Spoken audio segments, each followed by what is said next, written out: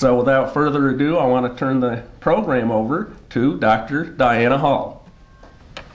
Well, how did we get into this topic, Californians for population stabilization? I want you to know who we are, first of all. On our board of directors, we have one physician and one attorney, and the rest of us come from the academic world, and we look at evidence. Where does the evidence lead? If your main concern is stabilizing the population, or if you believe that California, for example, is just growing too fast, might let you know, you folks that on the other side of the continent, that California is growing right now and has been for more than a decade at the rate of 500,000 to 600,000 people each and every year. If we continue at that rate, by 2050, our population will go from the present approximately 37 million to 60 million. Now, unlike the East Coast, California has certain restrictions, natural restrictions. I could spend this whole session talking about California's water problems. California is really a desert. We have fire problems, 200,000 acres burned right above Santa Barbara in the last few months up in the mountains. Now, how did a population group get so involved in immigration? Most population groups are involved in encouraging people to use birth control, and we certainly are for that, but it just so happens that our total fertility rate in California is already 2.1. It's right there at replacement. And we wanted to know exactly where this 500,000 to 600,000 more people a year were coming from. So in 2003, we took a backward look of the period 1990 to 2002. And at that time, our demographer was a man by the name of Leon Bouvier, and he had been the vice president of the Population Reference Bureau and also its research director. So we felt that we had found probably the most knowledgeable person to track this. But we weren't even satisfied with that. We had someone else on our board who had some other information and had pointed out to us that there was quite a discrepancy in the numbers between the U.S. Census Bureau and the California Department of Finance. Now, like the Census Bureau, the California Department of Finance is highly regarded. And there's nothing that I'm going to say to you about the Census Bureau that is negative in terms of their operations. Would it be that all of the federal agencies were as conscientious in analyzing their own data and constantly going back and saying, have we made a margin of error here or there? The problem with the Census Bureau, of course, is that the information, the input information, is very poor. And I'll go back to that in just a moment. Now, what we found, we did two parallel studies. The Department of Finance was telling us that there were 1 million more people in California than the Census Bureau was telling us. That's a lot of difference to be off.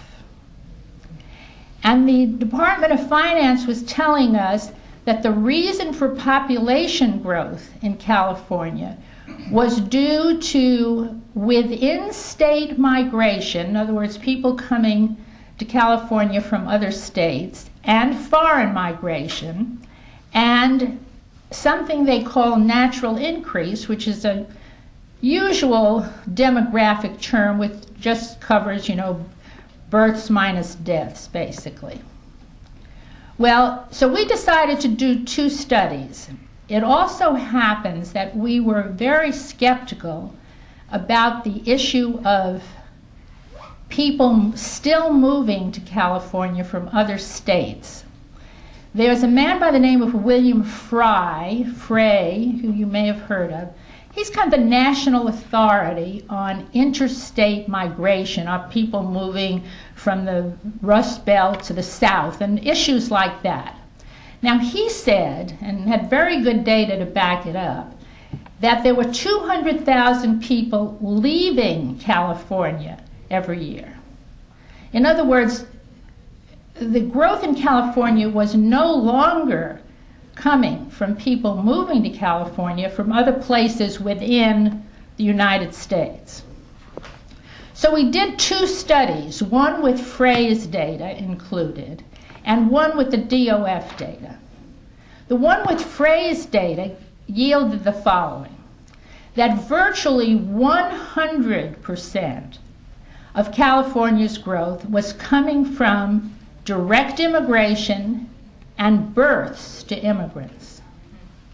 Notice that the Department of Finance, in using the term, a perfectly legitimate term, natural increase, actually sort of paves over the contribution of immigrant births in this California's growth.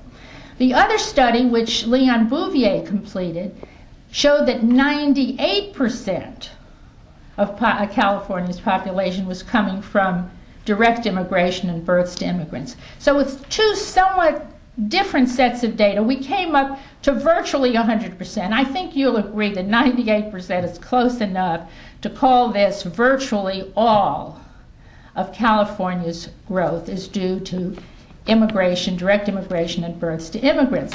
Now, what does a population organization who's interested really in population size and is not primarily directed at looking at immigration per se, what do they do with this information? Well, since we're a bunch of academics, to their credit, they said, well, we just have to go where the evidence leads us.